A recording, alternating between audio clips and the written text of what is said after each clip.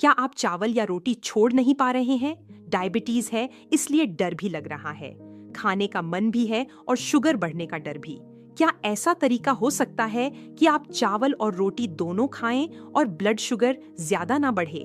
आज मैं आपको वही आसान तरीके बताने वाली हूँ। अब सीधे मुद्दे पर आते हैं।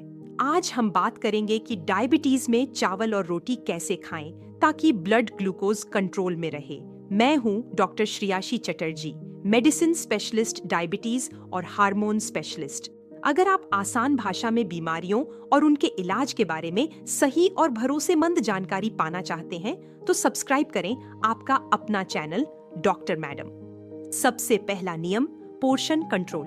एक मीडियम साइज रोटी लगभग 4 चम्मच चीनी के बराबर कार्बोहाइड्रेट देती है। कितनी मात्रा लें? एक समय में 1 से 2 मीडियम रोटी पर्याप्त है, यानी लगभग 25 से 30 ग्राम आटे की एक रोटी। 2 रोटी मतलब लगभग 50 से 60 ग्राम आटा। अगर चावल खा रहे हैं तो पका हुआ चावल लगभग आधा कप से 1 कप तक, यानी लगभग 100 से 150 ग्राम पका हुआ चावल। इससे ज्यादा लेंगे तो शुगर बढ़ने की संभावना ज्यादा होगी। दूसरा नियम, प्लेट में सब्जी, सलाद और प्रोटीन ज्यादा रखें, रोटी या चावल कम रखें। तीसरा नियम, खाना हमेशा सलाद या सब्जी से शुरू करें। फाइबर पेट में पहले जाएगा। यह एक तरह की कोटिंग बना देता है जिससे ग्लूकोज धीरे एब्जॉर्ब होता है, शुगर का स्पाइक कम होता है। चौथा नियम, रोटी या चावल कभी अकेले मत खाइए, हमेशा प्रोटीन के साथ खाएं, जैसे दाल, पनीर, अंडा, मछली, चिकन। थोड़ा सा गुड फैट भी रखें, जैसे थोड़ा घी। इससे ग्लूकोज धीरे रिलीज होगा।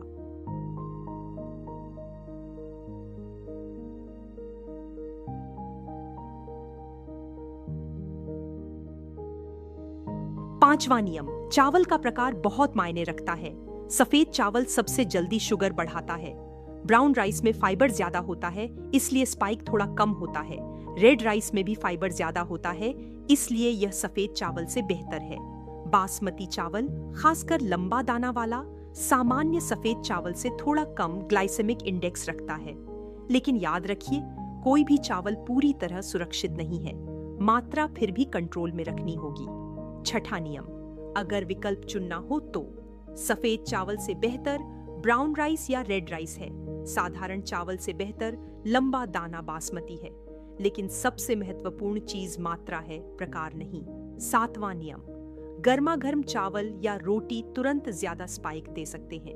अगर चावल को पहले पकाकर ठंडा कर लें, फिर फ्रिज में रखकर बाद में गर्म करें तो उसमें रेजिस्टेंट स्टार्च बढ़ जाता है। इससे शुगर धीरे बढ़ती है। आठवां नियम, रोटी और चावल साथ में मत खाइए।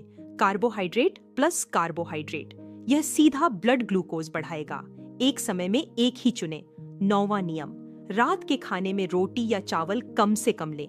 रात में शरीर कम एक्टिव रहता है, इसलिए शुगर ज्यादा देर तक बढ़ी रह सकती है। कोशिश करें कि कार्बोहाइड्रेट दिन में लें। 10वां नियम, खाने के बाद 10 से 20 मिनट टहलना जरूरी है। घर के अंदर भी चल सकते हैं, इससे ग्लूकोज मसल्स में इस्तेमाल होगा, ब्लड में जमा नहीं होगा।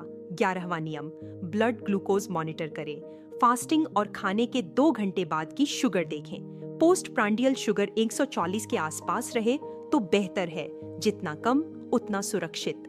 12वां नियम, रोटी अगर खा रहे हैं तो आटा चुनिए, मैदा नहीं, और चाहें तो मल्टीग्रेन या लो कार्ब आटा ले सकते हैं। मूंग दाल चिल्ला या बेसन चिल्ला भी बेहतर विकल्प हो सकता है। 13वां नियम, खाने से पहले 1 गिलास पानी में थोड़ा सा एप्पल साइडर विनेगर ले सकते हैं या थोड़ा नींबू। यह भी शुगर स्पाइक कम करने में मदद कर सकता है। मुख्य बातें याद रखें, 1 से 2 रोटी या आधा से 1 कप चावल पर्याप्त है। सफेद चावल की जगह ब्राउन, रेड या बासमती बेहतर विकल्प हैं। पहले फाइबर खाएं, प्रोटीन और गुड फैट साथ जोड़ें। रात में कार्बोहाइड्रेट कम करें। खाने के बाद जरूर चलें और अपनी शुगर खुद मॉनिटर करें। डायबिटीज में नियंत्रण आपके हाथ में है। अगर यह वीडियो आपको मददगार लगा हो तो डॉक्टर मैडम चैनल को जरूर सब्सक्राइब कीजिए।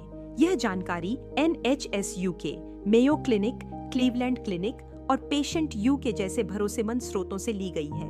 अपना ख्याल रखिए, स्वस्थ रहिए। सब्सक्राइब करें आपका अपना चैनल डॉक्टर मैडम।